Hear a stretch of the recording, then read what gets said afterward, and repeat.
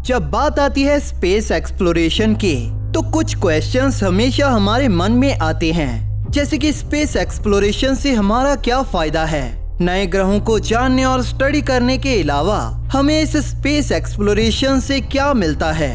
Financially इतने लंबे और महंगे मिशंस को परफॉर्म करने से क्या फायदे हैं। हमारे इन क्वेश्चंस के जवाब हमारी सोच की लिमिट से भी काफी ज्यादा टफ हैं, क्योंकि हम स्पेस एक्सप्लोरेशन में किसी तरह की फाइनेंशियल वैल्यू को देख रहे हैं। लेकिन अर्थ ही वो अकेला प्लेनेट है जहां इस वैल्यू के कॉन्सेप्ट का कोई एक्चुअल मीनिंग है। हमने हमारे सौर मंडल के सभी ग्रहों को खोजकर काफी हद तक जान और एक्सप्लोर कर लिया है, और आज के इस वीडियो में हम यह जानेंगे कि हमारे सौर मंडल में कौन सा ग्रह हमारे लिए ज्यादा वैल्यूएबल यानी कि ज्यादा कीमती है। अभी आप में से कई लोगों का कहना होगा कि हमारी पृथ्वी सबसे ज्यादा वैल्यूएबल है। हमारी पृथ्वी के रिसोर्सेज ने ही हमारी ह्यूमन सिविलाइजेशन की जरूरतों को हजारों सालों से पूरा किया है। हमारी पृथ्वी के फॉसिल फ्यूल्स जैसे तेल, कोयला और नेचुरल गैस ने हमारी ऊर्जा की जरूरतों को पूरा किया है। यह फॉसिल फ्यूल्स काफी ज्यादा लिमिटेड हैं, जिसकी वजह से या तो हमें रिन्यूएबल रिसोर्सेज या फिर फॉसिल फ्यूल के किसी नए रिजर्वायर पर डिपेंड होना होगा।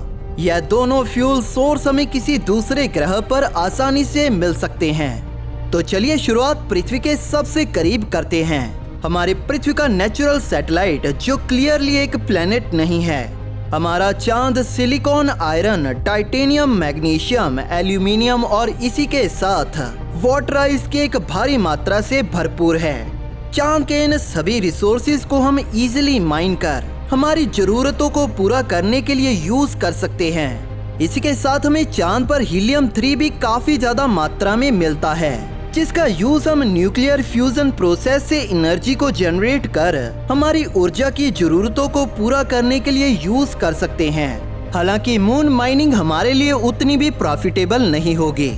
कई लोग तो मून माइनिंग के आइडिया से पूरी तरह से इतराज करेंगे, क्योंकि चांद की कल्चरल सिग्निफिकेंस है और हमें चांद के साथ वही काम नहीं करना चाहिए जो ऑलरेडी हम हमारी पृथ्वी के साथ कर रहे हैं। चांद की उस हीलियम 3 की मात्रा भी लिमिटेड है और वो भी किसी न किसी दिन खत्म हो जाएगी। इसीलिए हमें इस तरह के टेम्परेरी सॉल्यूशन के बजाय हमारे पैसे और टाइम को रिन्यूएबल रिसोर्सेज में यूज करना चाहिए। इसी के साथ हम चलते हैं मरकरी की तरफ। हमारे सूर्य का सबसे करीबी यह ग्रह हमारे लिए सबसे ज्यादा मिस्टीरियस है। 2011 से 2015 के बीच मैसेंजर प्रोब के द्वारा स्टडी करे जाने से पहले हमें मरकरी के बारे में कुछ खास पता नहीं था। हमें केवल यही पता था कि इसकी सतह का रंग डार्क है, क्योंकि इसकी सतह पर कार्बन काफी ज्यादा मात्रा में मौजूद है, जिसे हम अपनी जरूरतों के लिए यूज कर सकते हैं। इसी के साथ हम यह भी जानते हैं कि मरकरी का एक मैग्नेटिक फील्ड, एक एटमॉस्फेयर और इसके टेम्परेट पोलर आइस कैप्स भी हैं, जिसका मतलब यह है कि चाहे यह सूर्य के कितना ही करीब है, हम ह्यूमंस इसे माइन कर सकते हैं। मरकरी पर आयरन की भरमार है और मरकरी से हम आयरन को भी माइन कर सकते हैं। वैसे आयरन तो एस्ट्रॉइड्स पर भी मिल जाता है, लेकिन मरकरी हमारे लिए आयरन की एक स्टेबल और रिलायबल माइन बन सकती है। मरकरी के सूर्य के करीब होने की वजह से इस पर सोलर पैनल्स को लगाकर माइनिंग और मटेरियल्स को पृथ्वी तक पहुंचाने के लिए रॉकेट्स को पावर करने के लिए यूज किया जा सकता है। इसके बाद आते हैं वीनस पर। वीनस पर हमारे लिए कई प्रॉब्लम्स होंगी, क्योंकि वीनस का सरफेस टेम्परेचर 880 डिग्री फ़ारेनहाइट के करीब है और इसका एटमॉस्फेयर कार्बन डाइऑक्साइड और सल्फ्यूरिक एसिड से रिच है। ये न केवल ह्यूमंस बल्कि हमारे स्पेसक्राफ्ट्स के लिए भी काफी ज्यादा चैलेंजिंग कंडीशंस हैं। वीनस पर हमारे द्वारा भेजे गए सभी स्पेसक्राफ्ट इसके इस एनवायरनमेंट को ज्यादा देर सरवाइव नहीं कर पाए। इसीलिए वीनस के लिए एक माइनिंग रिग या स्पेसक्राफ्ट बनाना काफी ज्यादा डिफिकल्ट होगा, जो इसकी हार्श कंडीशंस में भी सही से काम कर पाए। खैर, वीनस काफी हद तक साइज और स्ट्रक्चर में हमारी पृथ्वी के जैसा है, जिस वजह से वैज्ञानिकों का मानना है कि वीनस पर भी पृथ्वी के सिमिलर ही रिसोर्सेज होंगे। इसी के साथ वीनस पर हाइड्रोजन 2 भी काफी ज्यादा मात्रा में हमें मिल सकती है। जो कि एक डेंस हाइड्रोजन आइसोटोप है, जिसका यूज हम फ्यूल के तौर पर एनर्जी जनरेट करने के लिए कर सकते हैं। इसके बाद हम आते हैं मार्स पर। मार्स, जिसे हम टेराफॉर्म करने का सपना देख रहे हैं, और ये वो पहला ग्रह होगा जहां पर हम ह्यूमंस पृथ्वी के बाद अपना पहला कदम रखेंगे। मार्स पर हमारी पृथ्वी की ही तरह वॉल्केनिक एक्टिविटीज होती रहती हैं, जिसकी वजह से हमें मार्स पर कुछ खास वैल्यूएबल एलिमेंट्स जैसे टाइटेनियम, कैल्शियम और एल्यूमिनियम देखने को मिलते हैं। इन खास एलिमेंट्स के अलावा हमें मार्स पर आयरन भी काफी ज्यादा मात्रा में मिलता है, और जिसकी वजह से ही मार्स को इसका लाल रंग मिला है। मार्स की लो ग्रेविटी और इसका पतला एटमॉस्फेयर इसे ह्यूमंस का अगला ठिकाना बनने में चैलेंजिंग बना सकता है। लेकिन वहीं मार्स पर हमारे रोबोटिक एक्सप्लोरर्स पिछले कुछ दशकों से इसकी सतह को खंगाल रहे हैं। मार्स हमारे सोलर सिस्टम के किसी भी ग्रह से ज्यादा कीमती है, क्योंकि ये ह्यूमंस का अगला ठिकाना होने वाला है, और इसकी सतह पर हमें कुछ एक्स्ट्रा रेयर एलिमेंट्स देखने को मिलते हैं। इसी के साथ हम चलते हैं जुपिटर पर। जुपिटर हमारे सौर मंडल का सबसे बड़ा ग्रह और सबसे पहला गैस जायंट है। प्लेनेट के रिसोर्सेज को यूज करने की हमारे पास पॉसिबिलिटीज तब और भी ज्यादा इंक्रीज हो जाएंगे जब हम कोई ऐसा वे डेवलप कर लेंगे जिससे हम इन गैस जायंट्स के रिसोर्सेज को एक्सट्रैक्ट कर पाएं, जिससे हमें हाइड्रोजन की एक एंडलेस सप्लाई मिल जाएगी। जुपिटर का एटमॉस्फेयर 90% हाइड्रोजन से बना है, जो कि एक ऐसी गैस है जिसे हम हमारे फूड की मैन्युफैक्चरिंग से लेकर इलेक्ट्रॉनिक्स में यूज करते हैं।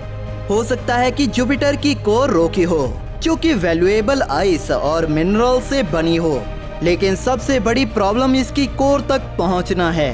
जैसे जैसे हम जुपिटर के अंदर जाने की कोशिश करते हैं, तो इसकी गैसेस का प्रेशर हमें कोर तक पहुंचने से पहले ही क्रश कर देगा, और यही वो कारण है जिसकी वजह से हमारे पास जुपिटर के इंटीरियर का डिटेल्ड डेटा नहीं है। जुपिटर को जो बात और भी ज्यादा इंटरेस्टिंग बनाती है वो है जुपिटर के चंद्रमा। जुपिटर के कुल 79 चंद्रमा हैं, लेकिन इनमें से आयो और यूरोपा काफी खास हैं। आयो जहां एक वॉल्केनिक दुनिया है, वहीं यूरोपा एक बर्फ का गोला।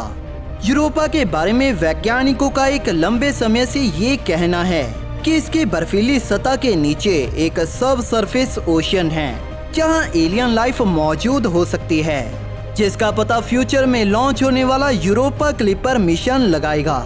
खैर, इन दोनों चंद्रमाओं के बारे में वैज्ञानिकों का कहना है कि इन पर हमें कुछ एक्स्ट्रा रेयर एलिमेंट्स इजीली मिल सकते हैं, और जिनकी कंफर्मेशन आने वाले फ्यूचर मिशंस के द्वारा की जाएगी। इसी के साथ हम चलते हैं सैटर्न की तरफ। जुपिटर की तरह ही सैटर्न का एटमॉस्फेयर भी 96% हाइड्रोजन से बना है, जो इसे भी वैल्यूएबल फ्यूल सोर्स बना देता है। इसी के साथ शनि को खास बनाने वाली शनि की वो रिंग्स पूरी तरह से आइस से बनी हैं, जो हमारे लिए वाटर सोर्स के तौर पर काफी वैल्यूएबल हो सकती हैं। शनि की रिंग्स के अलावा जुपिटर की तरह ही शनि के लगभग 82 चंद्रमा हैं, जिनमें से टाइटन और इंसेलेडस काफी ज्यादा खास हैं। टाइटन जहां पृथ्वी के जैसा है और मीथेन से पूरी तरह से भरा है, वहीं इंसेलेडस बर्फ की एक दुनिया है, जिसकी सतह के नीचे एक सब सरफेस ओशन मौजूद है। टाइटन पर मौजूद वो हाइड्रोकार्बन्स हमारी पृथ्वी पर मौजूद हाइड्रोकार्बन से लाखों गुना ज्यादा होंगे, जो कि हमारी फ्यूल की जरूरतों को पूरा कर सकते हैं। और फाइनली अब हम चलते हैं यूरेनस और नेपच्यून की तरफ। यूरेनस और नेपच्यून आइस जायंट हैं, जो कि वाटर आइस, अमोनिया आइस और मीथेन आइस से बने हैं। यह दोनों ग्रह हमें अत्यधिक मात्रा में फ्यूल प्रोवाइड कर सकते हैं। इसी के साथ इन दोनों ग्रहों के बहुत से मून्स हैं, जिन्हें हमारे द्वारा एक्सप्लोर किया जाना अभी बाकी है। इसी के साथ नेपच्यून के कलर का इतना डार्क होना भी अभी हमारे लिए एक मिस्ट्री है। वैज्ञानिकों का कहना है कि हो सकता है कि नेपच्यून पर कोई ऐसा एलिमेंट भी प्रेजेंट हो सकता है जिसके बारे में अभी हम नहीं जानते, और जिसकी वजह से नेपच्यून को इसका ये चटक नीला रंग मिला है। सोलर सिस्टम के किनारे तक सफर करना फिलहाल हमारे लिए एक सपना ही है, और अगर आने वाले समय में ये सपना पूरा भी होता है तो इसे पूरा करने के लिए एक बहुत बड़ी रकम लगेगी। थियोरेटिकली प्लैनेट्स और इनके रिसोर्सेज की वैल्यू को कैलकुलेट किया जा सकता है। रिन्यूएबल पावर सोर्स के तौर पर मरक्यूरी को किसी प्लैनेट द्वारा पास किया जाना काफी ज्यादा मुश्किल है। वहीं दूसरी तरफ मार्स, जो कि रिसोर्सेज से भरपूर है, वो हमारे काफी करीब है। लेकिन हमारे सौर मंडल के सबसे वैल्यूएबल पार्ट्स एक्चुअल में प्लैनेट्स ना होकर इन्हें ऑर्बिट करने वाले चांद हैं। Thank you for watching. दोस्तों, इस वीडियो को अंत तक देखने के लिए आप सभी का धन्यवाद।